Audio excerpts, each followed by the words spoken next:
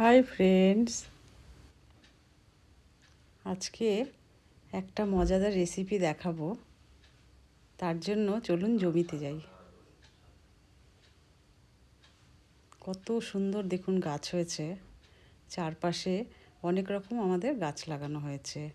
তার মধ্যে চাষ করা হয়েছে পালং শাক, মূলো শাক। তা আজকে আমি পালং শাকেরই একটা রেসিপি দেখাবো, সেটা হলো পালক পনির। কি সুন্দর দেখুন, কচি কচি শাক। আজকেই প্রথম আমি শাকটা তুলছি, আর মেয়েদের ইচ্ছে আজকে পালক পনির করে দেখানোর জন্য, সেই জন্য আমি কিছুটা শাক তুলে নিয়েছি। দেখুন গাঁদা ফুলও হচ্ছে, সবে শুরু হয়েছে। এবার আমার মোটামুটি শাকগুলো তোলা হয়ে গেছে। কি সুন্দর দেখুন শাকগুলো। এবার আরেকটু শাক নিয়ে নিলে ভালোই হয়। আরেকটু শাক নিয়ে নিলাম। এই যে সাথে দেখুন কি সুন্দর মূলো শাক, কচি কচি শাক। আরেকটি ভিডিওতে আমি দেখাবো মূলো শাকের কোনো একটা প্রিপারেশন। এবার দেখুন আমারই প্রতিবেশী রাস্তা দিয়ে যাচ্ছিল, তারা কি বলছে। সুন্দর লকলকে শাক, তোমরা দেখো, পরে বেশি হলে সবাইকে দেবো। আজকে এগুলোর প্রিপারেশন হবে। কি পনির হবে? না, আজকে তো যাই হোক বন্ধুরা, আজকের রেসিপিটি শুরু করার আগে আমি তাদের ধন্যবাদ জানাবো যারা আমার চ্যানেলটিকে সাবস্ক্রাইব করেছেন। চলুন তাহলে আজকের রেসিপিটি আমি শুরু করব কিভাবে সেটা দেখে নেওয়া যাক।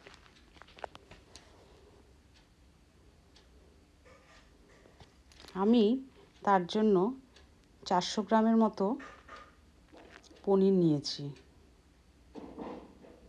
সাথে নিয়েছি 300 গ্রামের মতো পালং শাক হবে, পরিমাণ মতো লবণ, পেঁয়াজ কুচি নিয়েছি বড় দুটো, কাঁচা লঙ্কা 4-5টা, 1 ইঞ্চির মতো আদা নিয়েছি, 8-10 কোয়া রসুন, সাথে নিয়েছি তেজপাতা, জিরে, 3টে শুকনো লঙ্কা, সাদা তেল, হলুদ, লঙ্কার গুঁড়ো, ধনে গুঁড়ো, গরম মশলার গুঁড়ো, কাশ্মীরি লঙ্কার গুঁড়ো, আর আমি একটা বড় সাইজের টমেটোকে কুচি করে নিয়েছি, আর রিফাইন অয়েল নিয়েছি আমি 3 টেবিল চামচের মতো। এই পালক পনির শুধু যে বাঙালিদের কাছেই প্রিয় তা নয়, সমস্ত জাত ধর্ম সবাই কিন্তু খুবই পছন্দ করেন। এবার আমি সমস্ত মশলাগুলো নিয়ে চলে যাচ্ছি প্রিপারেশনের জন্য। আর এবার আমি গ্যাস ওভেনে একটা ছোট সসপ্যানের মধ্যে 1 লিটারের মতো জল বসিয়ে দিয়েছি, সাথে একটু চিনি দিয়েছি, যাতে পালং শাকটা আমি যখন একটু সেদ্ধ করে নেব কালারটা যেন একদম সবুজই থাকে। এবার সমস্ত পালং শাক দিয়ে আমি 2-3 মিনিটের মতো এটা সেদ্ধ করব। এছাড়া আরেকভাবেও করা যায়। আমি যদি জলটাকে ফুটিয়ে নিতাম, তারপর পাতাটা দিয়ে একটু ঢেকে রাখলেই পাতাটা সুন্দর সেদ্ধ হয়ে যেত। যাই হোক, আমি এটা দিয়ে এবার চাপা দিয়ে রাখবো। তারপর পাতাটা আমার সেদ্ধ হয়ে গেছে। এবার আমি এটাকে একটা পেস্ট তৈরি করে নেব। সেই জন্য পাতাটাকে আমি একটা ছাঁকনিতে ছেঁকে নিচ্ছি।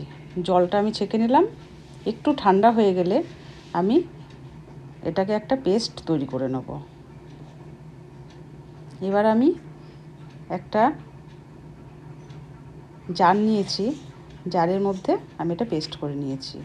এইদিকে আমি কড়াতে 1 টেবিল স্পুনের মতো তেল দিয়েছি, তাতে আমি 2টো পেঁয়াজ কাটা ছিল সেটা দিয়েছি, সাথে 4-5টা কাঁচা লঙ্কা, আদা, রসুন সব একসাথে আমি এটাকে ভেজে নেব। তার সাথে আমি জিরে, শুকনো লঙ্কা আর তেজপাতা দিয়ে এগুলোকে ভাজবো। মোটামুটি একটু নরম হয়ে আসবে, তারপর আমি কেটে রাখা টমেটোটা দিয়ে দেব। এগুলো সমস্ত একসাথে আমি একটু ভেজে নেব। 3-4 মিনিটের মতো এগুলোকে ভেজে নেব, যাতে মশলাগুলো নরম হয়ে যায়। সামান্য একটু লবণ দিয়ে দেবো যাতে মশলাগুলো আরেকটু নরম হয়ে যায়। এবার আমি এটাকে ঠান্ডা করে আমি জারে একটা পেস্ট করে নেব। তো পালং শাকটাকে আগে আমি পেস্ট করে নিই, তারপর এই পেস্টটা হয়ে গেলে আমি বাকি মশলাটাকে পেস্ট করে নেব। দেখুন কি সুন্দর কালার এসছে। আমি একটা বলে ঢেলে নিলাম পালংয়ের পেস্টটা। এবার আমি ওই মশলাগুলো ঠান্ডা হয়ে গেছে, তার একটা পেস্ট তৈরি করে নিয়েছি। আমি দুটোকে একসাথেই নিয়ে নেব। বন্ধুরা, আপনারা চাইলে একসাথেও সব পেস্টটা তৈরি করে নিতে পারেন। বন্ধুরা, আমার মাঝখানে একটা ভিডিও নেওয়া হয়নি, সেটা আমি মুখেই বলে দিচ্ছি। আমি 2 টেবিল স্পুনের মতো রিফাইন অয়েল দিয়েছিলাম। তার মধ্যে 1/2 টিস্পুন জিরে গুঁড়ো, ধনে গুঁড়ো, 1/2 টিস্পুন কাশ্মীরি লঙ্কার গুঁড়ো, হলুদ আর আমি একটু গরম মশলা দিয়ে নিয়েছিলাম। তারপর আমি এই পেস্টটাকে দিয়েছি। এবার এই পেস্টটার সাথে মশলাগুলো ভালো করে আমি কষিয়ে নিয়েছি। এবার সাথে আমি জার ধুয়ে রেখেছিলাম সেই একটু জল দিয়ে দিয়েছি, আর লবণ, স্বাদ মতো লবণ আর একটু মিষ্টি দিয়েছি। এটা অপশনাল, আপনারা মিষ্টিটা নাও দিতে পারেন। তা এবার আমি এগুলোকে মিশিয়ে নেব। তারপর আর একটু জল দিয়েছিলাম। এবার আমি 5 মিনিটের জন্য এটাকে মিডিয়াম ফ্লেমে ঢেকে দেব। এবার দেখুন আমার মশলাটা কি সুন্দর ফুটে উঠেছে। এর মধ্যে আমি কিউব করে রাখা, কেটে রাখা আমার পনিরগুলোকে এই পালংয়ের সাথে মিশিয়ে দিলাম। এবার আরেকটু চাপা দিয়ে রেখে এবার আমি এই জায়গাটাতে আমি একটু গরম মশলা দিয়ে নিয়েছি, গরম মশলার গুঁড়ো। আমার রান্নাটা কিন্তু হয়ে এসছে। বন্ধুরা, আমার এই রান্নাটি আপনাদের যদি ভালো লেগে থাকে তাহলে চ্যানেলটিকে অবশ্যই সাবস্ক্রাইব করার অনুরোধ রইল। আর আমি এবার একটু পনির দিয়ে নিয়েছি। আপনারা চাইলে একটু এখানে ফ্রেশ ক্রিম দিয়ে নেবেন, তাহলে খেতে কিন্তু খুবই ভালো লাগবে। তো যাই হোক, আমার রান্নাটা মোটামুটি কমপ্লিট হয়ে গেছে। দেখলেন তো কিভাবে আমি অতি সহজেই রান্না করলাম। যদি আপনাদের ভালো লেগে থাকে অবশ্যই বাড়িতে আপনারা ট্রাই করবেন, আর লাইকস করবেন, আর আমাকে কমেন্টস করে জানাবেন আপনাদের কেমন লাগলো।